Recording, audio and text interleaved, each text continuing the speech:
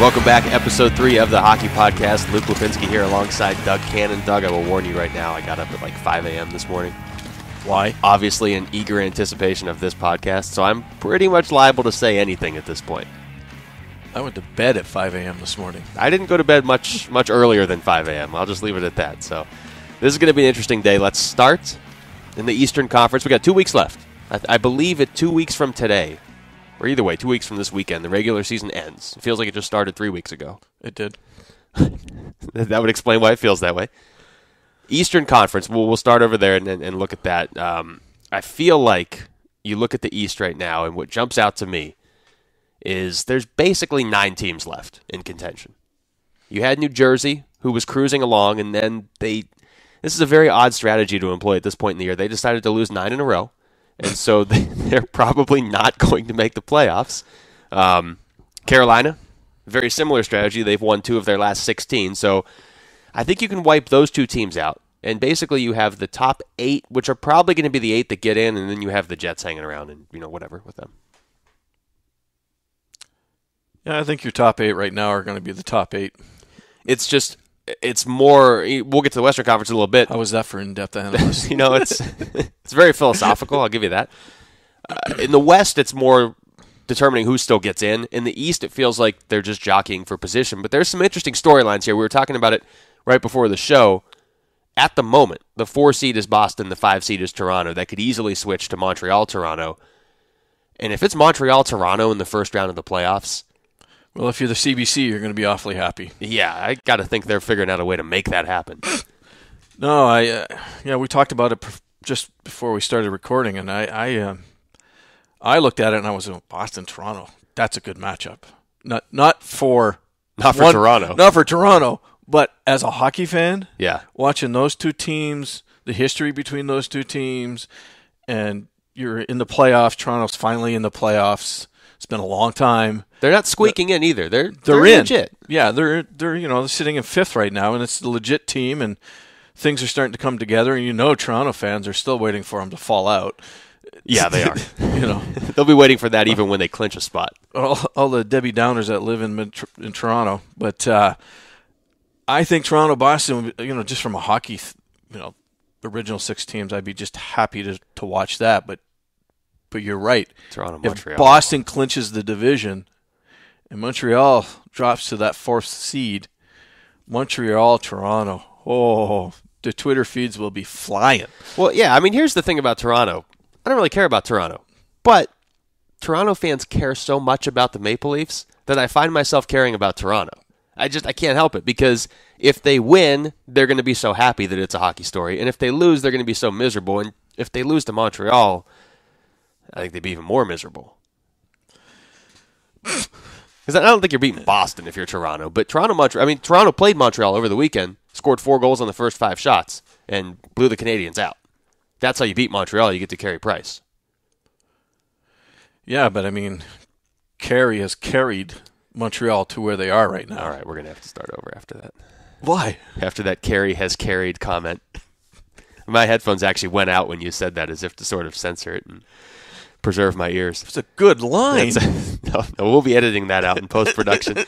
Well, the whole Eastern Conference. Look at some of these matchups right now. Washington is actually good. They came out of nowhere. They're on a 7-game win streak.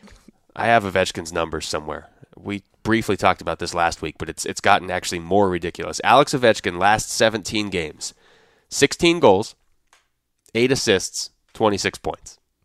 That is ridiculous. Well, that's called coming into the groove at the right time. Yeah, that is Alex Ovechkin circa 2009. So, just a sidebar, what took him so long? Well, I don't know. He said his coach believes in him now. He trusts his coach. Do you think playing in Russia and then coming over here? I don't even look at the way he started slow this year. I look at more like the last 2 years. Where has he been? That's true. That's very true. So this year, Adam Oates, you got to give Adam Oates some credit, because he comes in, he says Ovechkin has to play on the right side. Right. And this is something he had a lot of success with Kovalchuk in New Jersey. Mm-hmm. Kovalchuk did it and obviously had a lot of success. Ovechkin's like, I'm not doing that. He tries it. It doesn't work, so he goes back to the left. Now he gets him back on the right, and I don't think Ovechkin's ever going back, because now he's having a ton of success, and the team is having success, and that's not a shock. If Ovechkin's playing well, the Capitals are playing well. If not, they're not. Well, I think at any level, especially the pros, whether it's baseball, football, hockey, basketball, a lot of success to teams is based on whether the players buy into that particular coach's system. So let's just make a huge assumption that the switch went on and Ovi's like, he's right, and I'm going to believe in it, I'm going to do it, I'm going to execute it, and now he's got the success from it.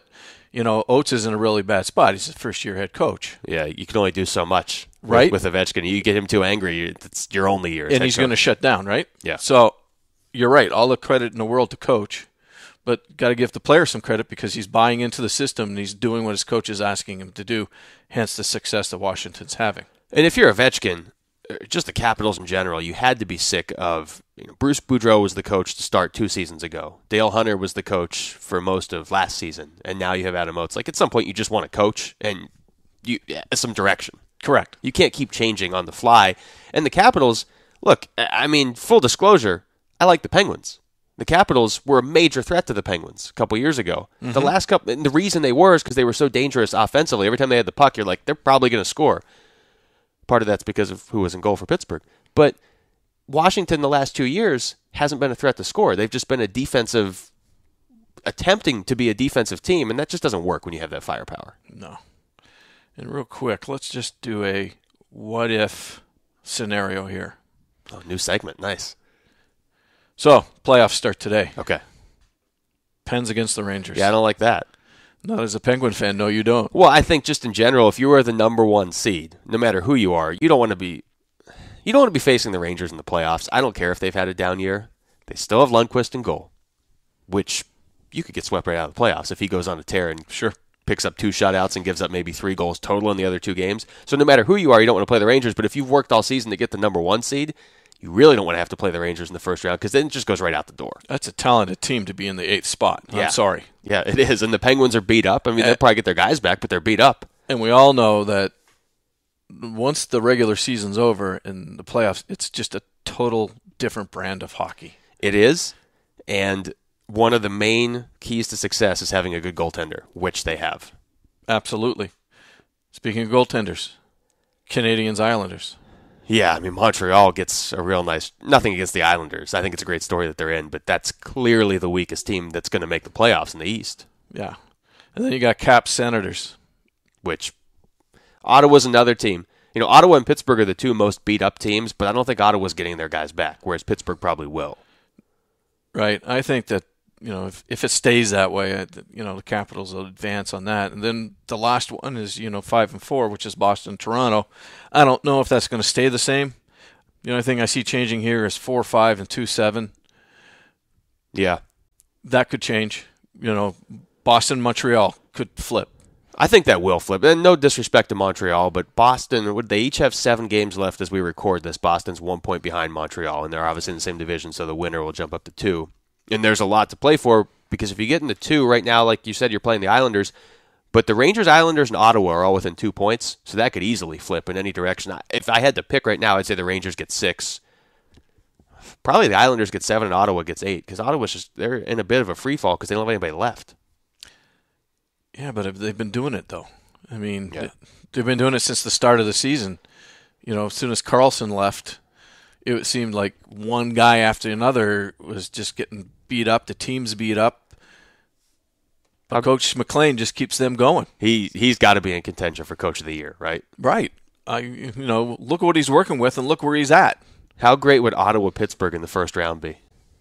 Just to see Ottawa's owner lose it and pull another forensic investigation on Matt Cook, which nobody explained to me yet how that could possibly work in a hockey game, but yeah, the Eastern Conference, it's shaping up pretty nicely. And again, Winnipeg's only 2 points behind the Rangers, but I have to think that the 8 teams we just talked about are the 8 teams. Those are the 8 teams. I agree 100%. I don't think that's going to change. It's better for hockey probably if they are, because there's 8 quality teams right there. Okay, so let's take a deep breath, and then we'll head over to the West. Yeah, the West doesn't make any sense at all.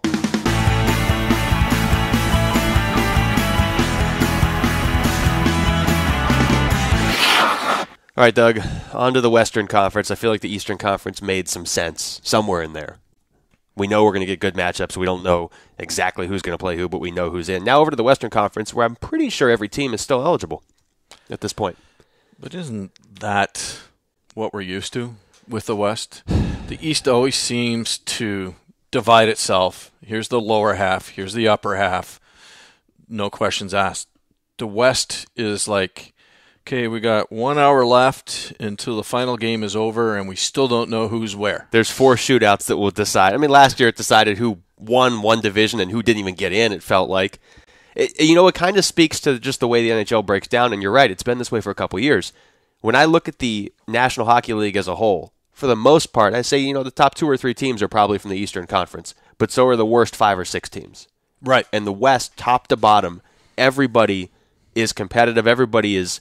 Look, Colorado and Calgary maybe aren't good, but even Calgary's still winning games this week against some pretty good teams, and they're doing it without Jerome McGinley now.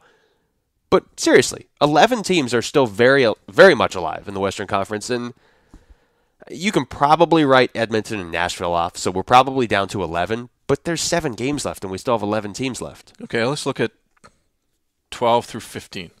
Okay. Edmonton, Nashville, Calgary, Colorado.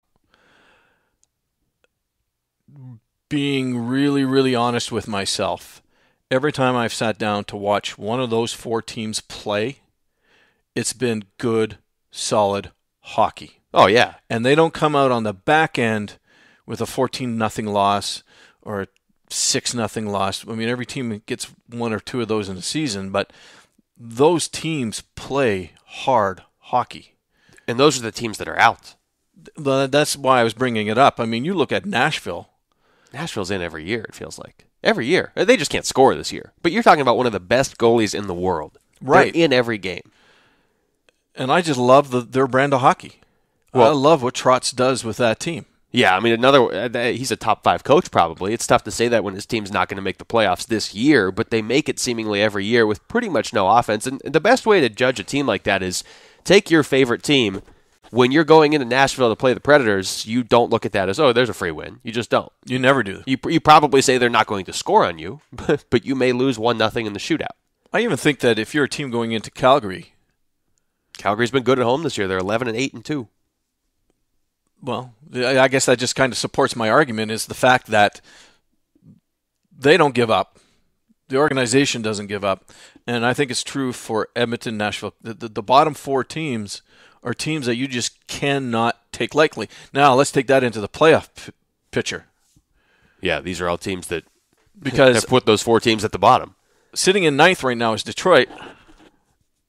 And Detroit, their next 5 games, Nashville, Calgary, in Nashville, in Calgary. Nashville's not going to roll over. Calgary's not going to roll over. Then they leave Calgary and they go to Vancouver. Well, Detroit's got it tough because everybody wants to beat Detroit. As the Red Wings, you're getting everybody's best effort, and they've made the playoffs every year since 1989. That's not an exaggeration. They could feasibly miss it this year, and they're not having a bad year. We kind of talked about this last week, too. I mean, 19-15-7, not bad, and maybe not a typical Detroit year because you don't expect the Red Wings to have to fight for the 8th and 7th playoff spots. Their last 10, though, 4-4-2. Yeah, and they've lost 3 in a row. Right. As we're doing this podcast. That's just very un-Detroit-like because at this time of the year, you want to be playing more, like Dallas has been playing and not like New Jersey and Carolina have been playing. You don't want to be losing all your games, and you expect Detroit to go on a run. They still could. They've still got 7 games left. It's hard to think Detroit misses the playoffs. But I'm going to go back. I mean, their next 2 games are Nashville and Calgary. Okay, Nashville's 13, Calgary's 14. Those aren't easy games, and they're on the road. Calgary's won 2 in a row against teams that are either in the playoffs or fighting for a playoff spot, and they almost beat Vancouver, too. Yeah, I think that Detroit's got a really... You can say what you want about Detroit. To me, it's not the same team. Jimmy Howard is not as consistent as he has been. No, but they love him. They just gave him a new contract. And Detroit's got a really, really, really tough road ahead. Dallas, 5 in a row. Okay, can we talk about this for a second? How? Like, how does Dallas hasn't made the playoffs since the 07-08 season. They've made so many moves that have been questionable at best. Mm-hmm. They go out and they get Yager and they get, get Ray Whitney, they get Derek Roy in the offseason. Then they get rid of two of those guys, and the other one's hurt. And he's back now, and then they start winning. They're 6-4 in their last 10. They've won 5 in a row. They are technically the 8th seed. Now, taking nothing away from what they've done, I'd be willing to bet a substantial amount of money that they do not make the playoffs just because of the teams around them. I like Detroit better. I like Columbus better. I like Phoenix better. But Dallas is currently the 8th seed, and they've only got 7 games left. And again, this just goes back to you want to play your best hockey this time of year. They've won 5 in a row. But on the ice, this game is truly about momentum. Yeah. 5 wins in a row. Unless the wheels really, their confidence is high, man. Really, really high. I know that 8, 9, and 10 all have 45 points at this moment as of the 14th of April. Yeah. So it's tight. I mean, that could shift with a sneeze. Whoops. But I don't know if Dallas is going to give up. Here's my counterpoint, okay? And Dallas does have some good players. Louis Eriksson's a good player. I mean, they've had good players that have just underachieved. They do have a tough schedule. Yeah, well, that's my counterpoint. Here we go. Ready? Chicago, Vancouver, St. Louis, LA, San Jose, Columbus, Detroit. All of those teams are either in the playoffs or, with the exception of Columbus, Columbus is the one team that's fighting with Dallas for a playoff spot. And Columbus, boy, how crazy would it have been to say this 3 months ago? Columbus looks good. They genuinely look good. This might not quite be their year, but they look good. You brought it up, though. I mean, you brought it up while we were talking about the Eastern Conference, is the fact that this is when you want goaltending. And Columbus has it. Their goaltending is clicking. Dallas, I don't think Kerry Letton hasn't been playing, so it's just Richard Bachman right now. And that's another reason. He's been fine. Well, 4 of their next 5 are on the road. Yeah, and that's the thing. Somebody has to drop out. I mean, Dallas could, they got 7 games left. They could easily go 4-2-1 in that stretch and miss the playoffs. Correct. Yeah, I see it. So, I don't know. You look at the other teams right around them. Columbus, I feel like, has done so much to get better. Detroit, it's just tough to pick against them. And the Coyotes went to the Western Conference Finals last year, and they have arguably the best coach. So it's tough to pick against them, too. Yeah, I mean, as it stands, they're only 2 points out.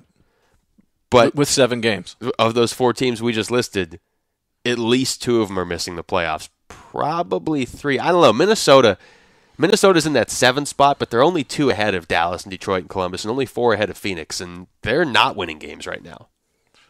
So Minnesota drops out, Dallas moves up, Detroit moves up, and then you got Columbus and Phoenix. Yeah, see, I don't think Dallas moves up. I think Detroit gets in, and I think you have Phoenix, Columbus, and Minnesota fighting for that final spot. I don't know why I'm disrespecting Dallas so much. So there we are again. I have nothing against the Stars. I really don't. There we are again. Final game of the season. Oh, yeah. An hour left in the game, and we still don't know. Well, and Dallas and Detroit play each other on the last game of the season, so I'm sure it won't come down to that game on any level. So who's Columbus got coming up? Top of the conference, pretty clear. I mean, you got Chicago, who is now – Chicago was that team at the start of the year.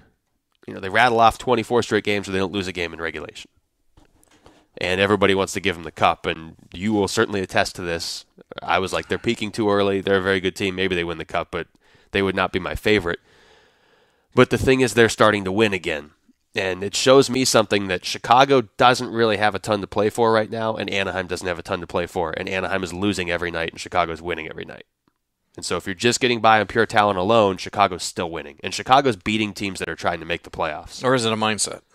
Well, I don't know, but you do have to give Chicago quite a bit of credit because they could easily mail it in and just rest their guys right now. Or even if they're not going to rest their guys, they could not play with intensity. But again, they're not beating up on junior teams. They're beating up on the teams that are fighting for playoff spots. But then I go to the bench. Quinville doesn't give up. Well, yeah. That's just his style. You never gave me Columbus' schedule. And I gave up on it. I had to pull it up myself. They play 7 good teams. I'll just leave it at that. And I think we all play. They all play good teams right now. But I was looking. My mind went that way. Tends to happen when people are looking at Columbus. Blackhawks. Just like the All-Star game went that way. Right now would play the Stars. Yeah, that's... Okay, so whether you're Dallas, Phoenix, Minnesota, or Columbus, that 1-8 matchup, that's a tough series. It's not ideal to play Chicago, but you just get in the playoffs. We saw this last year. We see it every year. I mean, LA was the 8th seed last year. They won the Stanley Cup. You just get in the playoffs. Anything can happen. Chicago got knocked out in the first round last year by Phoenix. So you run into Mike Smith. He's playing good hockey. It could be out again in the first round. I don't think if you're Chicago, you want to see Detroit in the first round either, because it's still Detroit. It's still Mike Babcock. It's still Pavel Datsyuk. So right now, I'm going to run down it really, really fast. Okay. You got Hawks Stars if the playoffs started today. Okay.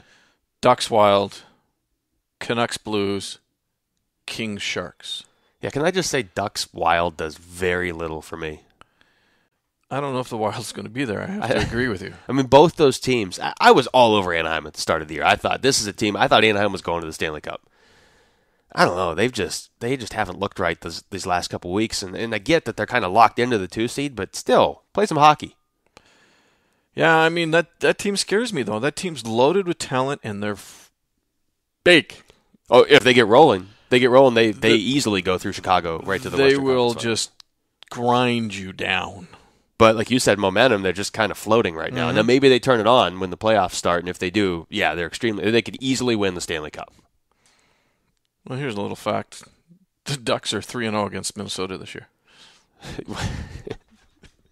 I guess that series just doesn't appeal to me at the moment. And by not appeal to me, it means I would still watch every second of it because it's the Stanley Cup playoffs. But it's 2 of the teams in the West that are kind of just going the wrong direction right now. For them to play in the first round, like Vancouver, St. Louis, that's a series. St. Louis doesn't give up goals. Vancouver has a history of giving up goals in the playoffs. I can't wait to watch Vancouver in the playoffs because the second Corey Schneider has a bad game, that whole city's going to flip out. Then Luongo's going to come in. He's going to have, Luongo's going to go nice run during these playoffs. Then he's going to have a bad game. They're all going to flip out. They should have traded him for a forward, and then they're going to be out. So who do you think the 7-8 going to be? I think Detroit gets in, and I think it's Minnesota or Phoenix. Where does Detroit end up? 7 or 8? I think Detroit probably gets in 7. So, Ducks, Detroit, and then a toss-up between Phoenix and Minnesota against the Chicago. Hawks. Yeah, it'll be fun. These last 2 weeks are going to be insane.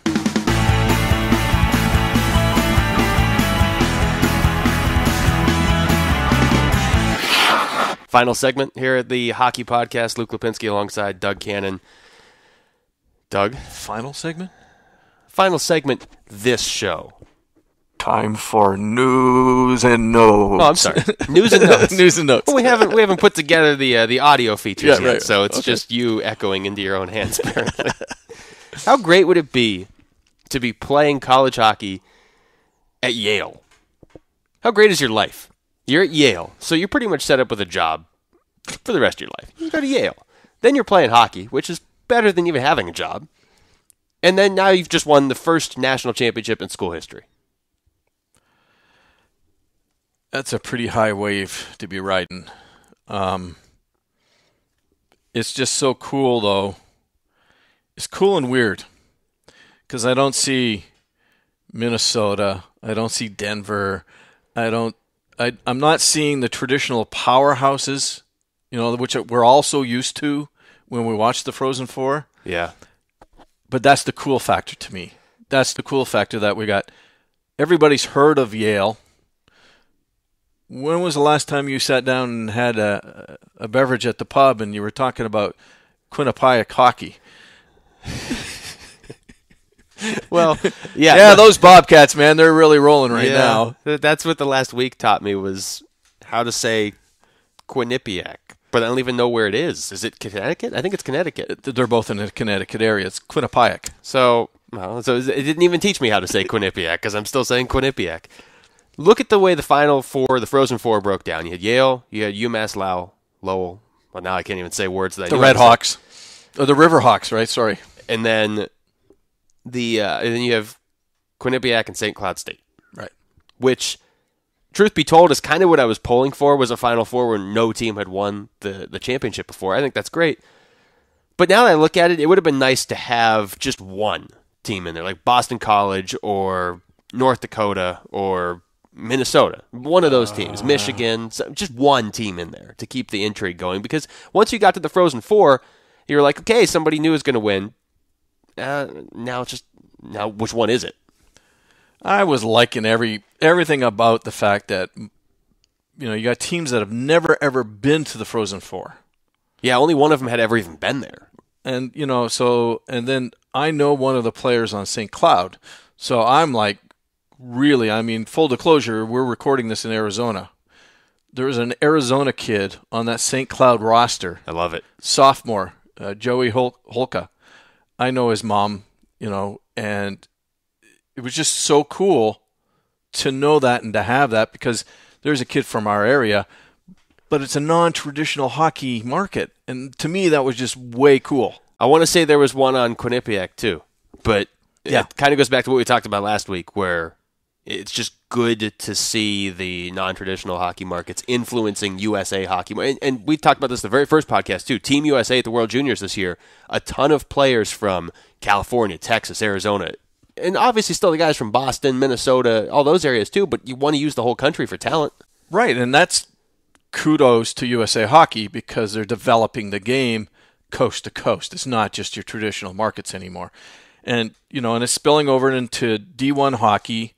I watched the games. When I watched Yale take on Lowell UMass, UMass is, I'm just going from memory now, their goaltender had like a 1 point something.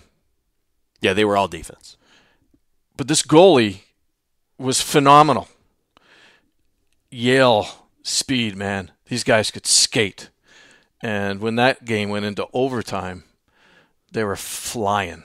It was a good game. The St. Cloud, they got hurt early. 2 real quick goals in the beginning of the game, so they were always chasing, and they just couldn't get out of that hole. Well, a single elimination format too. Which is the best. It's the best. That's why March Madness is great in college basketball too, because anybody can win. Right. And then yesterday's final, the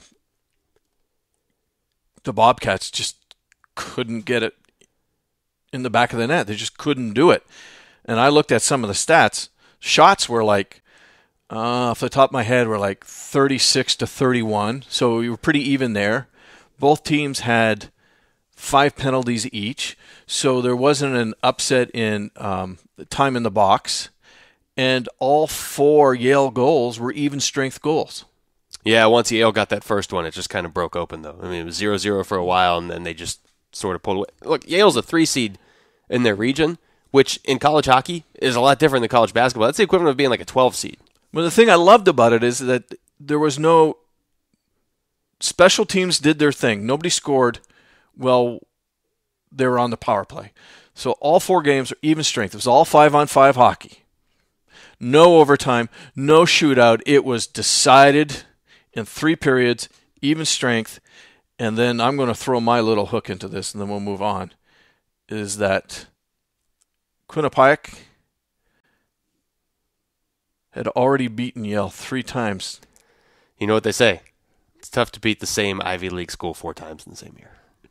They say something like that. I coach youth hockey, and one of the worst dreaded thing is beating a team in a tournament, but facing that team again in the final, because now you got to beat them twice. Well, and the flip side is, if you're Yale, obviously it's great to win the national championship, but it's that much better that you avenged 3 losses in the championship game. All I've got to say is law of averages are going to catch up to you one day. Yeah. And they caught up to the Bobcats on Saturday. That's what they get for having a school that starts with a Q that I can't pronounce. Okay, and then you wanted to talk about this guy with the pretty hair.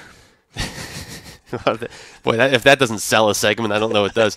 Now, Kerry Fraser, I think he's a ref that is very familiar to most hockey fans. That name is very familiar. Pretty good ref, actually. Yes. He always had the flow going. He did. It comes out this week. And he has this segment, this what do you even call this? A column? Column with tsn.ca. So the fans can write in, they can ask you a question. And basically the gist of it is he comes out and I don't want to indict the guy. I don't want to say he admits to this, but basically says that makeup calls are a part of the game at the NHL level, which we already all knew. But it's weird to hear somebody that is one of the most recognizable officials in the sport say that. But it's true. You watch a game, you see a call that is horribly missed, and then jump on Twitter, instantly everybody's waiting for the makeup call, and it comes. That's the thing. It shows up every time. Okay. So my side of the story is, why did he admit that? Well, I mean, you brought up a good point. Off the air, always a good place to bring up the good points, too, off the air. He decides which questions he wants to answer in this mailbag, so he could just not answer this question. Right. I mean, I'm not a referee. I've never been a referee, but I would imagine there's some kind of code that it happens, but I'm not going to tell you it happens. And, I might have missed a call, but I've had all the games I've coached as a youth, I've had maybe one or two refs go and say, hey, coach, I'm sorry. I had it happen this year. Ref missed a call, bad call. I questioned it during the game. Doesn't sound like you at all. And he pulled me aside, not after that game, but another game in the tournament that he was reffing. And he pulled me aside and said, hey, listen, I just want you to know that my crew, that other game, you were absolutely correct. We missed the call, and I apologize. And I said, you know what? I'm cool with that. It's just that you've got to recognize when I talk to you during the game, that's all a coach wants. I wasn't yelling or screaming. I just pulled him over and said, look, here's how it unfolded. How did you call it that way? Everybody I've talked to that has been deeply involved in the NHL has told me the same thing of when it comes down to if there's a missed call on the ice or whatever, you just want the ref to not just blow you off. That's the worst, because then you're basically being shown up by a ref who made a mistake. You just want an explanation. And if the ref can't explain it, then they probably missed the call. I mean, and it's Kerry Fraser goes on and says this in the TSN mailbag. I mean, he's very candid. He says, look, there's times when I've made a call, it's clearly wrong, and and we've seen it. We saw it this week in a game. You know that you're wrong, and now you got to sit there and watch the team that you just gave a power play to for 2 minutes on the power play. And he even says there's been times in there where I was hoping that team wouldn't score because I knew I screwed up. Yeah, just kill the penalty because I made a bad call. Yeah, and everybody moves on with their life. And he says it's not like they're inventing. That's his exact words in quotes. We're not inventing penalties as a makeup call. But there's a lot of stuff that goes on in a hockey game that doesn't get called. And this is me talking now, not him. You can kind of always find something, even if it's just interference, which I know is your favorite non-call in hockey because every time it happens so often. It's like holding in football. I mean, it's the same thing. Absolutely. It's like traveling in the NBA. Right. They call it when they want to call it. It's kind of there. It's there for this purpose. Yeah. I just missed this call, so your teammate's interfering. So let's take that one step further. Phoenix was playing Edmonton the other night. And Phoenix had just had Zbigniew McCulloch out for 14 games, I believe it was. Yeah. He returns. Oh, and he was out with a broken foot. Yeah. So not just throw that in there. Yeah, not like he had like a sore shoulder. Right. And he was battling along the boards with Taylor Hall. Next thing you know, McCulloch is in the face-off dot, writhing in pain. If you know anything about Zbigniew McCulloch, and this guy flies under the radar, but Phoenix, Minnesota, Pittsburgh as well, the guy is never in pain. He blocks shots for a living without the goalie equipment. Right. Routinely number one in the league in block shots. He's not this year, but that's because he just missed 14 games because he blocked the shot. So it takes a lot to get this guy to go down. So he goes down, and then big number 11, Marty Hensel, gives Hall a shove, and a little bit of a scrum goes on. Marty's not any type of a fighter. No. Although he was hitting Hall all night, even before this, but especially after this. And then Doan skates over to Hall and gives him his peace of mind. And then on the broadcast, the Phoenix broadcast, and then I watched the Edmonton broadcast. Both broadcasts pretty much in the same point went, well, I wonder what's going on. Let's look at the replay. OMG. Yeah, that's... Well, the look on Doan's face summed it up the best. He skates over to Taylor Hall, and he just looked disappointed. Right. And you know how when your parents are like, I'm not angry at you, I'm disappointed. Right. That was kind of the look Shane Doan gave Taylor Hall, because replay shows Taylor Hall basically chopping down a tree. Two-handed, way above the shoulder, man. He was coming down with a chop. Getting in the spirit of the Masters. That's basically what it was. In the back of the ankle. No protection. He could have damaged a tendon. Just a whole bunch of ugly things could have happened. Nothing good could happen. Nothing good comes from tomahawking the back of somebody's ankle, which, yeah, if you've ever played hockey, that's the one part of your body that really isn't protected at all. No, and I just now, here we go. No whistle. No whistle. I was watching it, and I'm like, you've got to be kidding me. How do you not have a call? Then it's reviewed. Still no call. Still no call. I had so many questions about this. First of all, what is Taylor Hall doing? Taylor Hall, it's nice to have some grit, and he's a guy that I do like the way he, at least coming into the season, I like the way he played the game. But he also tends to get hurt a lot because he puts himself in bad situations or whatever. So you like to see him playing the way he normally plays. So I get that maybe he wants to stick up for himself a bit this year. But he's already been suspended once. Mm-hmm. And he doesn't get suspended for this, but it's one of the few plays where every national show you've heard talking, even Oilers fans that are doing shows are saying, I don't know what he's doing. I don't know what he's doing. and that's just, the puck wasn't there. It's not like McCulloch hit him. Well, you know what? I'll leave you with this. I watched the Edmonton broadcast of that play, and their color analyst, Louis DeBrusque, used the word vicious. Well, that's a pretty good way to describe it. And tying it back into what you were saying, 3 seconds later, Neil Yakupov's in the bench for the penalty box for interference. Interference. Here we go. We're going to cross the arms in front of the chest. And he's looking around like, what? What did I do? And Hall's sitting over there on the bench like, oh, well, it's not my problem. You're the one in the box. And then there's everybody's favorite clown. Yeah, we got to go out on this. Steve Ott. Steve Ott, if you haven't seen the video, you owe it to yourself. I don't know what day this was. I want to say it was Tuesday or Wednesday. Montreal playing Buffalo. Mm-hmm. Buffalo's out.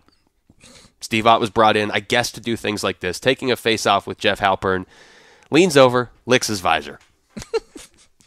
Now, I know when I say that, you're like, oh, that's disgusting. Watch the video. It's much more disgusting than the way I just described it. Yeah. Another reason to wear a visor, obviously. So somebody doesn't lick your face. Yes. Probably the best reason I've heard yet, actually, to wear a visor.